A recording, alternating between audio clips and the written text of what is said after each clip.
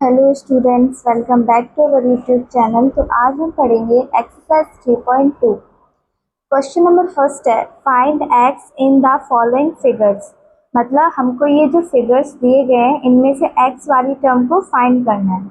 तो ये हमको दिए एक्सटीरियर एंगल, देखो बाहर के साइड हमको एंगल्स दिया है, तो ये एक्सटीरियर एंगल वाले हैं। तो देखो हमने पढ़ा है कि sum of exterior angle, sum of exterior angle, sum of all side of exterior angle कितना होता है? 360 होता है। और अपॉन में क्या आ जाता है, इसकी जो एंगल्स होते हैं वो आ जाएंगे। 360 होता है तो sum of exterior angle all sides, तो इसकी जो है एंगल्स, तो एंगल इसके कितने हैं? एक तो है 125 प्लस 125 प्लस में x है इक्वल टू 360। तो ऐसे हमको ये लिखना पड़ेगा। और तीन एंगल है तो तीन हमने लिखे हैं और साइन का टोटल सम होता है 360, तो आप इक्वल में 360 लिख दिया। इन दोनों का प्लस करेंगे तो आएगा 250 प्लस एक्स इक्वल टू, तो इससे हमारी x की वैल्यू निकल जाएगी क्योंकि 360 के इस साइड चला जाएगा 250, ये माइनस का हो जाएगा, तो x आ जाएगा 110 डिग्री। एक्स फाइंड करना था, एक्स हमने निकाल दिया, तो बस ये करना था। सेकंड वाला करते हैं। बी में है एक ये साइड 70, एक्स ये है, इसको फाइंड करना है 60, और ये हमको दी नहीं है तो ये भी हम निकाल लेते हैं। देखो जैसे कि ये 180 की एक लाइन है, तो इसमें क्या होता है, ये 90 डिग्री दिया है तो ये पूरा एंगल देखा जाएगा ये वाला, तो ये 90 है तो 180 minus 90, 180 minus 90 equal to 90 degree, तो ये भी हमारा 90 डिग्री हो जाएगा। ओके, तो x 90, ये 60 है और ये हमको 90 दिया एंड ये 70, तो हमको सारी साइड पता पड़ गई है तो लिख लेते हैं। यही हम यहाँ लिख लेंगे, sum of exterior angle equal to 360। Sum of exterior angle कितना होता है? 360 होता है। तो देखो ये कितने, सारी साइड लिख लेते हैं angles, sorry x and 90 plus 60 plus 90, सारे एंगल्स हमने लिख लिए हैं। अब इन सबको हम क्या कर देंगे, प्लस कर देंगे, तो x प्लस इन सबको प्लस करेंगे तो आएगा 301 इक्वल टू 360। तो x की वैल्यू आ जाएगी हमारी, ये इधर जाएगी, 360 माइनस 310 इक्वल टू 50। x हमारा आ गया 50 और हमको यही फाइंड करना था x वाली टर्म, तो x हमने फाइंड कर दी। और बढ़ते हैं क्वेश्चन नंबर सेकंड की तरफ। क्वेश्चन नंबर सेकंड है, find the major of each exterior angle of a regular polygon of. अब हमको ये जो इसकी जो एक्सटीरियर एंगल है, हमको इसकी क्या फाइंड करनी है, एक्सटीरियर एंगल। हमको साइड्स दी गई हैं तो क्या होता है, इसके जो सम ऑफ होता है ना, सम ऑफ एक्सटीरियर एंगल, तो देखो लिख लेते हैं exterior angle of regular polygon. हमने सब चीज़ों के बारे में, इसके फॉर्मूले वगैरह सबके बारे में हमने इंट्रोडक्शन वाली वीडियो में सब पढ़ा था, तो इसके बाद आपको सब समझ आ जाएगा। तो हमको यहाँ नंबर ऑफ साइड्स दी गई हैं, साइड हमको गिवन है और हमको फाइंड क्या करना है, एक्सटीरियर एंगल। तो नंबर ऑफ साइड गिवन है, एक्सटीरियर फाइंड करना है, तो 360 अपॉन नंबर ऑफ साइड 9 है, तो एक्सटीरियर एंगल निकल आएगा 40 डिग्री। इससे ये कट जाएगा 1 एंड 40 10, तो 40 डिग्री एक्सटीरियर एंगल हमारा निकल आएगा। सेम इसी प्रकार ये वाला फॉर्मूला यहाँ यूज करके 360 अपॉन 15 कर देंगे, साइड ही तो निकालनी है, यही फॉर्मूला यहाँ लगाया, तो 15 से इसको डिवाइड देंगे तो आंसर आएगा 24 डिग्री। एक्सटीरियर एंगल फाइंड करना था, एंगल हमारा 24 डिग्री निकल आया है। ओके, बढ़ते हैं नेक्स्ट क्वेश्चन पे। क्वेश्चन नंबर 3 है, how many sides does a regular polygon have if the measure of N exterior angle is 24। अब हमको यहाँ एक्सटीरियर एंगल गिवन दिया है, हमको साइड फाइंड करनी है, कितनी साइड होंगी एक रेगुलर पॉलीगन में। तो देखो इसका भी एक फॉर्मूला होता है नंबर ऑफ साइड्स का, तो नंबर ऑफ साइड हमको फाइंड करनी है, तो number of side of regular polygon.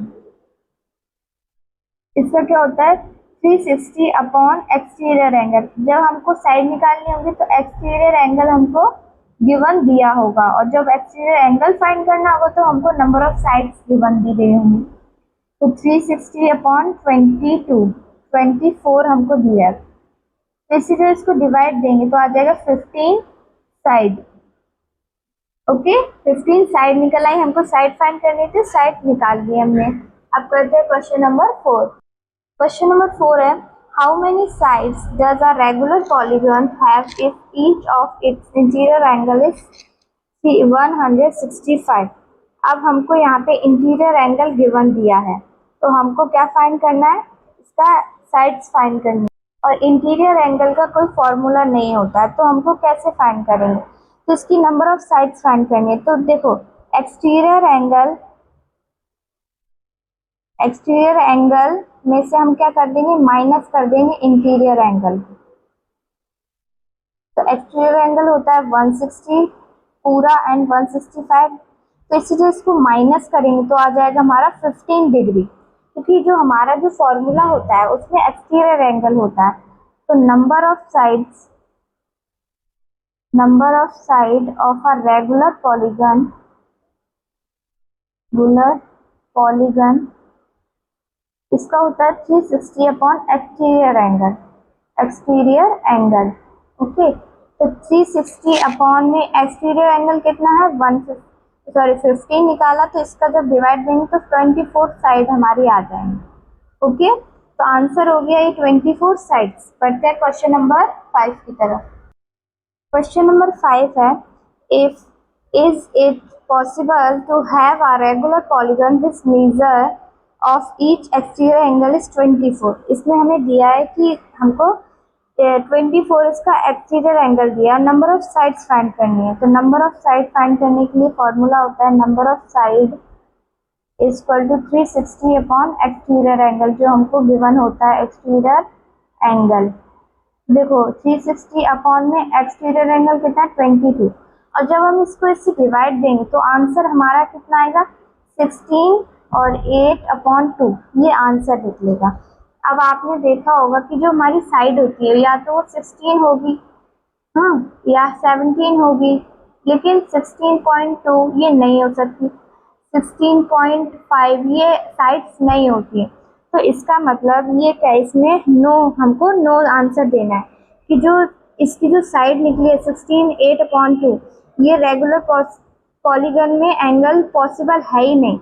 तो इसका आंसर हो जाएगा answer no, since 22 is not a divisor, मतलब जो 22 है वो एक परफेक्ट क्या हमारा नंबर है ही नहीं 360 से डिवाइड करने के लिए। ओके, ये हमारा एक एंगल है ही नहीं परफेक्ट एंगल, बस यही फाइंड करना था। बी वाले में देखते हैं can it be an interior angle of a regular polygon by. अब हमको बताना है कि ये हमारा जो है वो इंटीरियर एंगल में पॉसिबल हो सकता है क्या, 22 हमारा एंगल इंटीरियर एंगल में सही होगा। तो इसके लिए हमको इंटीरियर एंगल का फॉर्मूला नहीं होता है, तो एक्सटीरियर एंगल में से माइनस कर देंगे इंटीरियर एंगल।